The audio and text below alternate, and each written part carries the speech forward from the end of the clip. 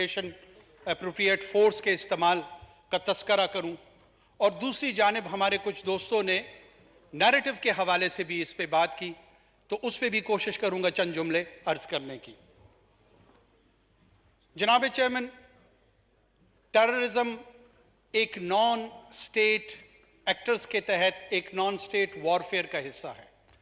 میرے خیال میں ہم ابھی تک اس جنگ کی نیچر جو ہے اس کو ایٹ ٹائمز سمجھنے میں قاصر نظر آ رہے ہیں، چاہے وہ پارلیمان کی جانب سے ہے، چاہے وہ سول سوسائٹی کی جانب سے ہے، چاہے وہ میڈیا کی جانب سے ہے، یا ایٹ ٹائمز وہ سیکیورٹی فورسز جو کہ آن گراؤنڈ اس کو کنفرنٹ کر رہی ہیں ان کی جانب سے ہے۔ یہ آن سلاٹ ہم پہ ڈومیسٹک فرنٹ سے انلیش ہوا ہے۔ جناب چیئرمین، ہندوستان ہم پہ حملہ آور نہیں ہوا، چائنا ہم پہ حملہ آور نہیں ہوا، افغانستان کی ریاست ہم پہ حملہ آور نہیں ہوئی، ایران کی ریاست ہم پہ حملہ آور نہیں ہوئی، نہ یورپین یونین نے برسلز میں ڈیسائیڈ کر کے میزائلز ہم پہ فائر کیے۔ یہ ہماری اپنی پاپولیشن کے سکیوڈ ویوز رکھنے والے چند عناصر ہیں جو نان سٹیٹ ایکٹرز کی صورت میں ہم پہ حملہ آور ہوئے، اور ہمارا رسپانس میکانزم جس کو ہم ریاست، یہ لفظ بار بار تواتر کے ساتھ ہم استعمال کرتے ہیں، بنیادی طور پہ ریاست کیا ہے؟ یہ اجماع ان افراد کا ہے جنہوں نے چند اداروں کے اختیار اور اقدار کو اپنے ہاتھ میں لیا ہوا ہے اور اس کو لیجٹمیسی حاصل ہے۔ اسی لیے قتل میں اور کیپٹل پنشمنٹ میں فرق رکھا گیا ہے، تفریق رکھی گئی ہے۔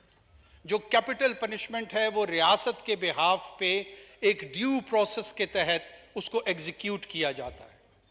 اور جو انڈیویجول اسی فزیکل ایکشن سے اگر اس قسم کا کانسیکوینس سامنے لے کر آتا ہے تو اسے ہم قتل گردانتے ہیں۔ اس رسپانس میکانزم میں ہمارے پاس سول لا انفورسمنٹ ایجنسیز تھی اور ہمارے پاس ایک کنونشنل ملٹری تھی۔ جناب اسپیکر، کنونشنل ملٹری کی ٹریننگ جو برٹش کلونیل لیگسی کے تحت 200 سال سے ہمارے پاس ملی اور پوسٹ انڈیپینڈنس 70 سال ہم نے اسے گروم کیا، وہ یوزولی کنونشنل وارفیئر کی تیاری میں تھی۔ وہ ٹیررزم کی تیاری میں ہم نے ان کو ان ٹرمز آف کیپیسٹی بلڈنگ اور ٹریننگ کبھی نہ رکھا نہ سمجھا۔ جب یہ تھریٹ ہمارے سامنے آیا تو military was morphed into a counter terrorism force, اور جو سٹاپ گیپ ارینجمنٹ تھا ہم نے رسپانس یہ دیا 9/11 کے بعد کہ کاؤنٹر اس کو ملٹری کرے گی in terms of kinetics, in terms of the application of the force, without realising کہ باقی دنیا کے جو تجربات ٹیررزم کے ساتھ ہیں، نان سٹیٹ وارفیئر کے ساتھ ہے، وہاں پہ formal counter terrorism force establish ہوئی ہیں۔ اس میں چونکہ ایک چیکرڈ ہسٹری ہے، پولیٹیکل ہسٹری ہے ہمارے ہاں، 3 مرتبہ ڈائریکٹ ملٹری رول رہا ہے اس ملک میں، اس لیے پولیٹیکل کلاس کا ویزا وی پاکستان کی سیکیورٹی اسٹیبلشمنٹ ایک مخصوص ویو جو کہ ایٹ ٹائمز ٹھیک بھی ہوتا ہے اور ایٹ ٹائمز اتنا درست نہیں بھی ہوتا، لیکن ایک کانٹیسٹنگ پوزیشن میں ضرور ہے۔ جب بھی ٹیررزم کی بات آتی ہے، جب بھی اس نقطے پہ گفتگو ہوتی ہے، مجھے ایز اے سٹیزن ایسے فیل ہوتا ہے کہ اگر ان کی کامیابی سیکیورٹی فورسز کی ہوتی ہے تو اپریسیشن جو مورال بوسٹر کی ضرورت ہوتی ہے وہ شاید اتنی نہیں ہوتی،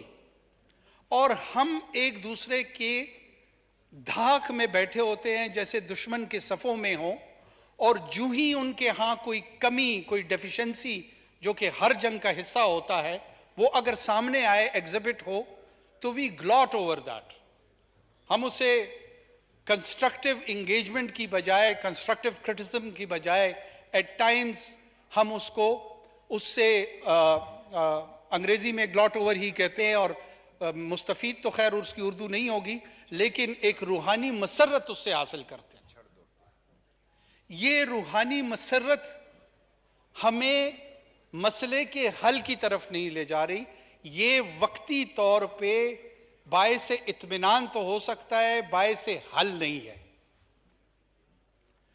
جناب چیئرمین، اس فورم پہ ان کیمرہ سیشن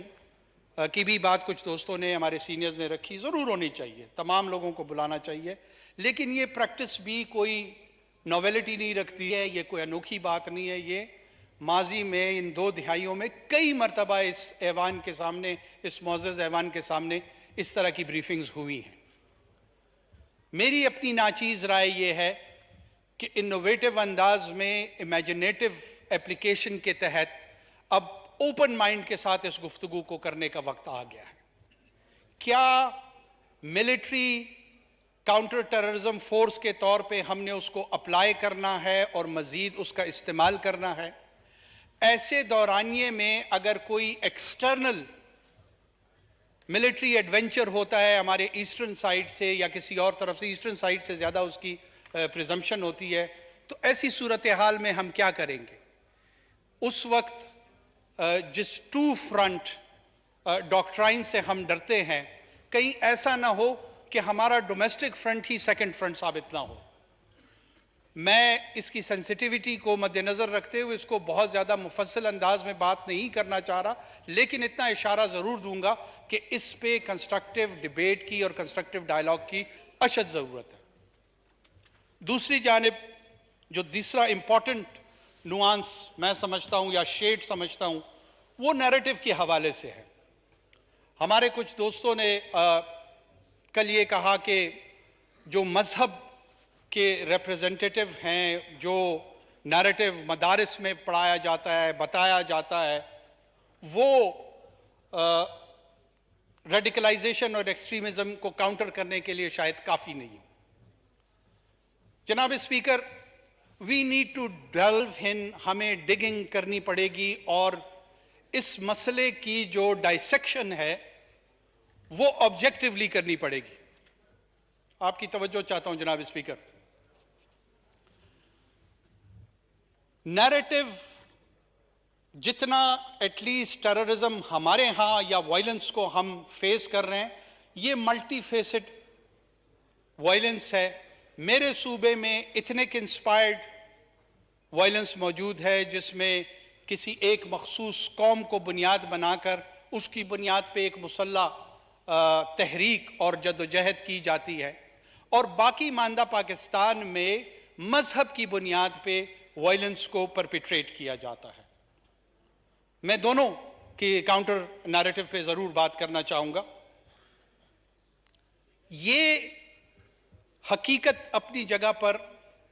میرے خیال میں اسٹیبلشڈ ہے کہ جو لوگ ریلیجس انسپائرڈ وائلنس میں استعمال ہوتے ہیں، ان کے پاس مین سٹریم مذہب کی سند نہیں ہے۔ جو مین سٹریم سنی اور شیعہ اسلام ہے،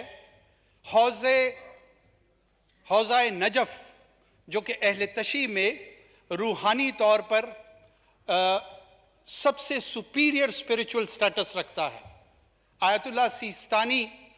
ایک حجت الاسلام، ایک بہت بڑا روحانی نام اور شخصیت